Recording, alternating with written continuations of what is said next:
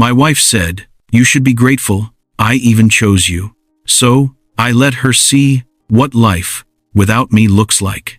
Some words don't echo, they shatter. It was a Saturday morning. Tessa stood in front of the mirror, applying lipstick before a client brunch. Her reflection had become her favorite audience. I was behind her, ironing my shirt, when she sighed and said, almost casually, "You know, Caleb, you should be grateful I even chose you." She didn't say it in anger. She said it like a fact. I looked up, holding the iron midair. There was no smirk, no wink, just her eyes, meeting mine in the glass, filled with the kind of self-importance that doesn't leave room for love. I set the iron down. "You're right," I said quietly. "You did settle, and now you're free." She frowned, confused, as if she hadn't realized the gravity of what she'd just set in motion. I walked out of the bedroom, put on my jacket, and left for work without slamming a door or raising my voice. Silence was my signature, but inside, something irreversible had clicked. I was done trying to prove my worth to someone who measured affection in status updates. Later that day, she texted me, "Don't be dramatic. You know I didn't mean it like that." I didn't reply, because when someone shows you how they see you, the conversation's already over. That was the moment I stopped being her safety net and started being my own. I didn't explode. I executed. By Monday morning, my decision was a project organized, deliberate, quiet. Years in cybersecurity had taught me how to exit quietly. No drama, no digital traces. Tessa loved posting every moment of our lives online. I preferred to live in drafts. The first step was control. I changed my direct deposits to my private account, the one I'd opened long before we met. Then I called the bank and removed her as an authorized user on my credit cards. No confrontation, no warnings, just quiet updates to reality. That afternoon, I met with Marlon Gray, my lawyer. He didn't ask why, only when. "End of the month," I said. "No drama. I just want a clean cut." He nodded. "Then we start now." When I got home, she was on the phone, laughing too loudly. I overheard her say, "Caleb's sweet, but not exactly exciting." That line didn't sting. It confirmed everything. I wasn't boring. I was stable. And stability is invisible to people addicted to chaos. By the time she hung up, I'd already scheduled my lease at a serviced apartment across town. Silence was no longer surrender. It was strategy. A week later, I started unfollowing her accounts, not blocking, just fading. She noticed, of course. Texted me at 11:02 p.m. "Why did you unfollow me? Are you mad?" I typed, "No, just decluttering," and left it at that. Her replies came faster, sharper, trying to bait emotion. "You're being childish. You always do this when you're insecure." I didn't reply. Meanwhile, I changed all the smart home access codes. Netflix, Wi-Fi, utilities, everything. She came home 2 days later and couldn't unlock the thermostat. "Did something reset?" she asked. "Yeah," I said. "Everything did." That night, she noticed my laptop was gone, along with half my wardrobe. She didn't say a word, but her silence felt heavier than mine. Because deep down, she knew I wasn't bluffing this time. 2 weeks before I moved out, Julian Cross, her ex, started showing up in her comments again. Heart emojis. "You look amazing." Subtle reminders that he was still watching. Tessa's tone shifted. She started dressing up more, posting solo photos, tagging expensive restaurants she didn't pay for. It was all for him. One night, I came home late and saw her on the couch, phone angled perfectly toward her cocktail.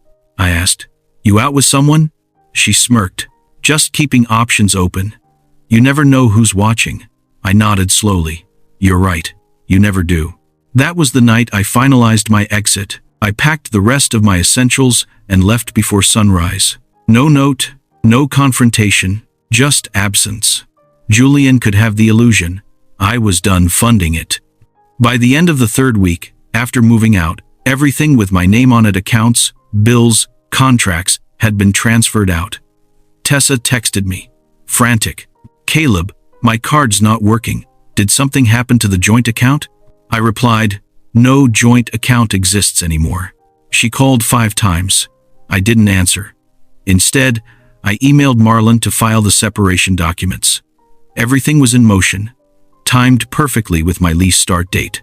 That evening, Cameron, my boss, offered me a 6-month overseas contract. Fresh start? He said. Exactly, I replied. Before my flight, I stopped by Monica's cafe for coffee. She looked up and smiled softly. You look lighter, she said. Feels like I deleted something, I said. Not someone, something. Because by then, I understood. Peace isn't found in revenge. It's found in reclamation. 2 weeks after I left, Tessa's Instagram feed changed. Gone were the brunch photos, the couple goals captions, the designer outfits tagged number gifted.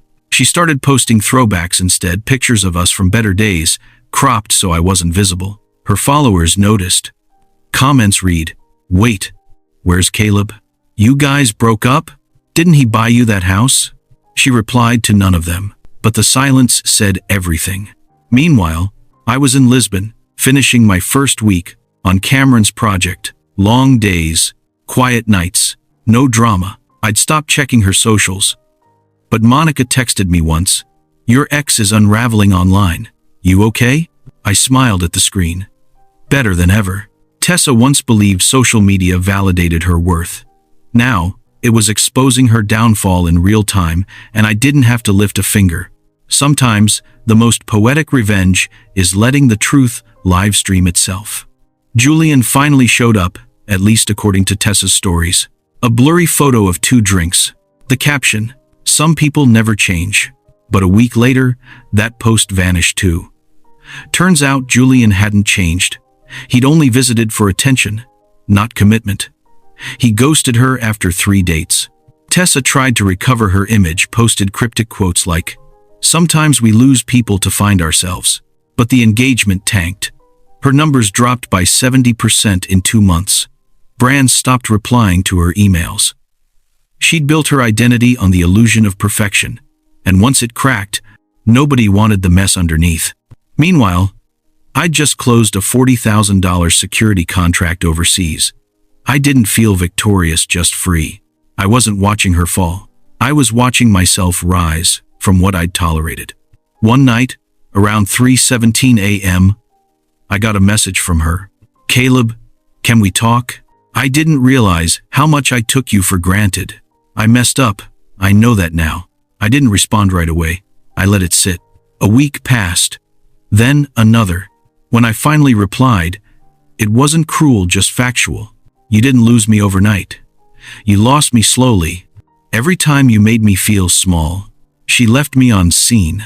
For the first time, I think she understood silence isn't a weapon, it's a mirror. Back home, Tessa's life unraveled fast. The mortgage had always been in my name, and when I moved out, I canceled the auto pay. Within a few months, it defaulted. She tried selling the luxury furniture to stay afloat, but the offers were pennies on the dollar. Even Karen, her mother, called me. "Caleb, can't you help her out a little? She's your wife." "Ex-wife," I corrected. "And she taught me never to depend on anyone. I'm just respecting that." She hung up without another word. I wasn't celebrating her downfall. I was acknowledging my closure. She'd mocked my stability, but in the end, stability was what she couldn't live without. 6 months later, I was living back home, different apartment, same city, new peace. Monica and I crossed paths again at her cafe. She was still grounded, kind, and refreshingly real. When she asked how I'd been, I said, "Rebuilding, but it's the best project I've ever worked on." She smiled. "You look like someone who learned to enjoy quiet." "I did," I replied. "It's louder than love when it's honest." That night, as I walked home, I checked my messages one last time. Tessa had sent a single line. "I miss the version of me I was when you loved me." I didn't reply, because I wasn't responsible for resurrecting who she used to be. I was too busy becoming who I was meant to be. 2 months later, an invitation showed up in my inbox, one I never expected. Tessa Turner's Empowerment Brunch. Theme, Rising After a Fall. The irony almost made me laugh. It was being held at the same rooftop venue where she once mocked my average income in front of her friends. She must have forgotten I was still CC'd on her old event contact list. Out of curiosity, I checked the guest lineup. Half the names were from her influencer circle, people who'd quietly unfollowed her months ago. The ticket price? $120 per head. 2 days later, the event was canceled. Word spread that fewer than 10 people signed up. It wasn't revenge, it was gravity. The version of her that lived for appearances had finally fallen under the weight of its own emptiness. That night, Monica texted me, "You still tracking her?" "No," I replied. "Just closing old tabs." Tessa's downfall became quiet, eerily so. Her posts stopped completely. Her stories disappeared. The last thing she uploaded was a photo of an empty living room with the caption, "Starting over." But I knew that apartment wasn't hers. She'd moved out of our house after foreclosure. The realtor told me she'd left behind boxes of PR samples and framed photos she never picked up. I found one tucked behind the dresser, a picture of us at my sister Eden's wedding. We looked happy, not rich, not perfect, just real. I left it in the box. Some memories don't need deleting. They just need to stay archived. 3 months later, Tessa asked to meet. "Just to talk," she said. Against my better judgment, I agreed. We met at a quiet cafe. No cameras, no filters, just her. She looked smaller somehow, softer. "I didn't know what I had," she said. "You made life easy." And I mistook that for boring. I stirred my coffee.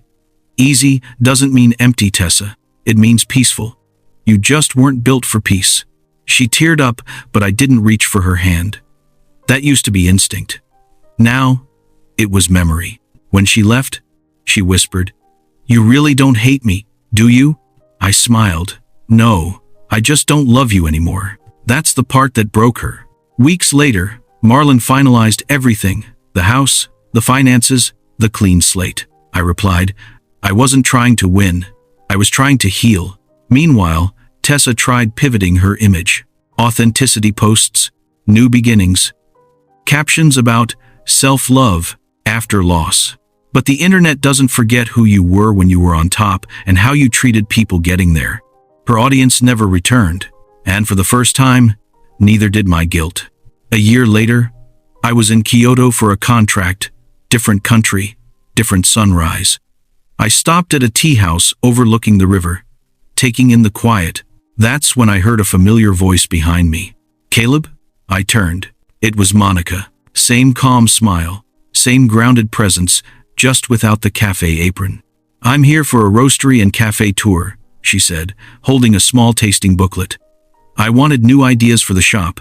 Of course, that made sense. She wasn't a consultant or a coworker. She was exactly who she had always been, someone who built her life without pretending. "You still believe in gratitude?"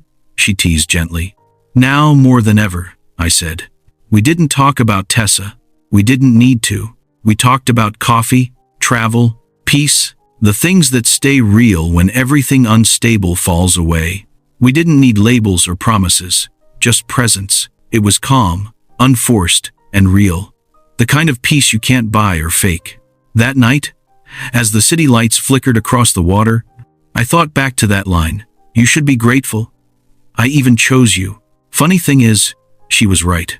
I am grateful. Not for her, but for the lesson she forced me to learn. Sometimes, losing someone entitled is how you finally earn your freedom.